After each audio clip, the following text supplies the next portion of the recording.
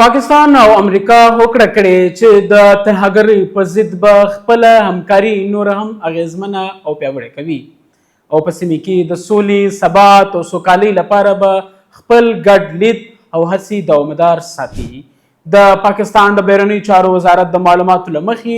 په واشنګټن کې د پاکستان او امریکا ترمنځ د ترهګرۍ ضد خبرو او اترو څلورم پړاو ترسره شو چې پکې دواړو هیوادونو لوړو پوړو چارواکو ګډون کړی و. په دغو مذاکراتو کې د دواړو لورو ترمنځ د سرحدي امنیت د لا ټینګښت، د ترهګرو د ملاتړ کوونکو تمویل کوونکو شبکو د له منځه وړلو، د استخباراتي معلوماتو د شریکولو او ترهګرۍ ضد ګډو عملیاتو او په اړه مفصلې خبرې وشوې. د پاکستان پلاوي مشري د بهرنیو چارو وزارت ځانګړي سکرټري کوله په داسې حال کې چې د امریکې پلاوي مشر د امریکا د ترهګرۍ ضد همغږي کوونکي کوارډینیټر فار کاونټر ټیرریزم په غاړه لرله. د ګډې اعلامیې له مخې دواړو هیوادونو یو ځل بیا ژمنه وکړه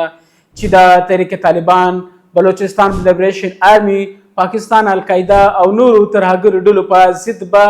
ګډ اقدامات او همکاري روانه ساتي. اعلامیه زیاتوي چې پاکستان او امریکا به د ترهګرۍ ضد مبارزې په برخه کې خپل دوه اړخیزه همکاري لا اغېزمنه کړي ترڅو په سیمه کې تلپاتې سوله، امنیت، ثبات او اقتصادي سوکالي یقیني شي. دواړو لورو دا هم ټینګاری وکړ چې د نړیوالو سیمهییزې ترهګرۍ پر وړاندې ګډه مبارزه د دواړو هیوادونو ګډه ده او په همدې موخه به د امنیتي ادارو ترمنځ همغږي، د ظرفیت لوړونه او دوامدار اړیکې نور هم پراخ شي.